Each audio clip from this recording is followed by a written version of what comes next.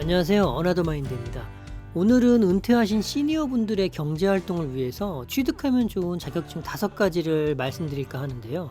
우선 5가지 자격증을 선정한 기준부터 말씀드리자면, 첫 번째로는 나이가 들어서도 도전할 수 있어야 하고, 두 번째로는 50대 이상의 나이에도 취업이나 개인 사업이 가능한 것에 중점을 두었습니다. 은퇴 후에 그냥 놀고 먹으면서 살 수 있는 사람이 우리나라의 8% 정도라고 하니까 10명 중 9명은 은퇴 후에도 경제활동을 계속해야 한다는 얘긴데요. 그런데 한 가지 더 중요한 게 있어요. 그건 노년에 일한다는 것이 경제적인 것만 도움을 주는 건 아니라는 거죠. 은퇴 후 가장 많이 찾아온다는 자존감 하락과 공허함, 그리고 우울감을 해소해주는 중요한 역할을 해주기 때문에 노년의 건강한 신체와 정신을 위해서라도 직업을 갖는 게 선택이 아니라 필수라고 생각하시면서 영상을 시청해 주시면 좋을 것 같아요. 자, 그럼 이제부터 하나씩 말씀을 드릴게요. 첫 번째로 소개해드릴 자격증은 지게차 운전 기능사예요. 지게차 자격증을 소지하고 있으면 아직도 취업이 용이하기 때문에 인기가 많아요. 지게차는 소형 지게차와 일반 지게차로 구분이 되고요. 취득 과정은 조금씩 달라요. 3톤 미만 소형 지게차는 별도의 시험 없이 이틀간 교육 과정을 수료하면 면허 취득이 가능하고요. 일반 지게차는 필기와 실기 시험을 합격해야지만 자격증을 취득할 수 있어요.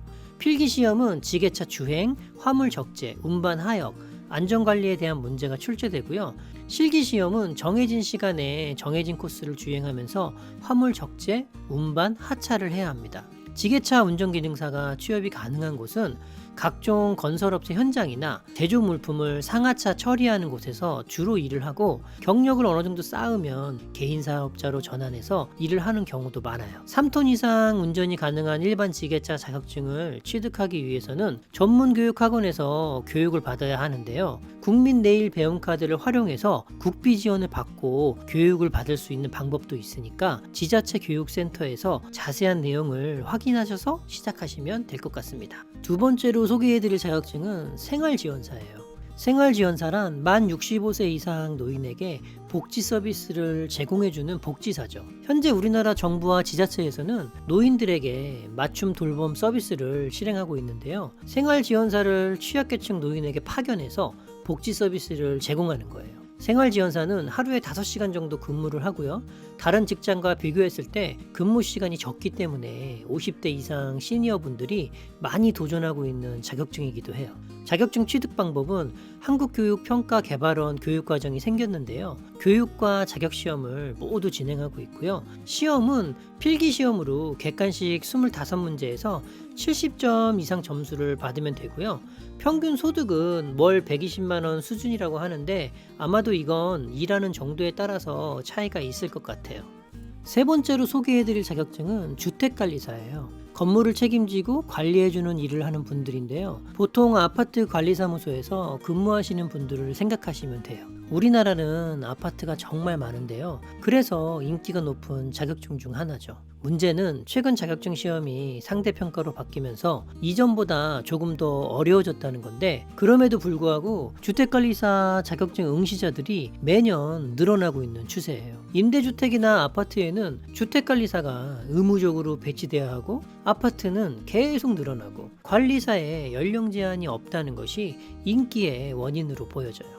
앞으로도 그 인기는 식지 않을 것 같은데요. 그렇기 때문에 취업 경쟁이 높다는 것도 감안하셔야 돼요. 시험은 1차와 2차로 나뉘는데요. 1차는 회계원리, 공통주택 시설 개론, 민법을 50분 동안 진행하고 객관식으로 출제돼요. 그리고 2차는 주택관리 관계법규랑 주택관리 실무를 과목당 50분씩 진행하고 객관식과 주관식 문항이에요. 수입은 월 200만원부터 500만원까지도 받는다고 하는데요.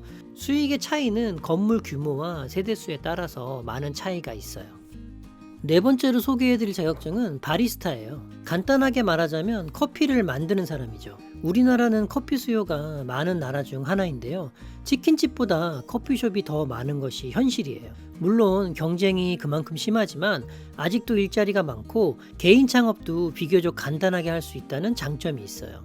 바리스타 자격증은 전문 교육기관에서 교육을 이수하고 필기와 실기 시험을 통해서 자격증을 취득할 수 있는데요. 비교적 난이도가 낮아서 시니어분들도 자격증 취득이 어렵지 않아요. 지역별로 전문 교육기관이 있기 때문에 잘 알아보시고 선택하시면 되는데요. 이 자격증도 국민내일배움카드를 활용하면 국비 지원으로 교육이 가능한 곳도 있으니까 잘 알아보시고 선택하시면 돼요. 다섯 번째로 소개해드릴 자격증은 공인중개사예요. 건물이나 땅을 소개하고 매매를 중개하는 업무를 하는 사람인데요. 은퇴 후 경력 전환이 비교적 쉽고 나이 제한 없이 일할 수 있는 장점이 있어서 그런지 40대에서 50대 응시자가 가장 많고요. 최근에는 젊은 층에서도 은퇴 준비를 위해서 응시가 점점 늘어나고 있는 추세죠. 부동산 중개도 영역이 세분화되어 있기 때문에 자격증에 도전하기 전에 내가 앞으로 다루고자 하는 물건이 아파트인지 상가인지 토지인지 명확한 목표를 세우고 시작하는 것이 좋아요. 자격증 시험은 연 1회 정해진 날짜에 1차와 2차를 함께 보고요. 1차 시험 과목은 부동산 학개론, 민법 및 민사특별법이고요. 2차는 공인중개사 법령 및 실무, 공시법, 세법, 부동산 공법을 객관식 40문항으로 총 200문항이 출제되고 1차, 2차 전과목 평균 60점 이상을 득점하면 합격합니다. 다른 자격증도 마찬가지겠지만 공인중개사 시험은 단기간 공부로 좋은 결과를 얻기 힘들기 때문에 은퇴하기 전부터 계획을 세우고 착실하게 조금씩 짬을 내서 공부하는 것이 좋고요. 전문 교육기관을 통해서 전문가의 교육을 받고 준비하는 것이 조금 더 합격에 유리하다고 하니까 잘 참고하시면 좋을 것 같아요. 자, 이렇게 5가지 자격증에 대해서 말씀을 드렸는데요. 마지막으로 드리고 싶은 말이 있어요.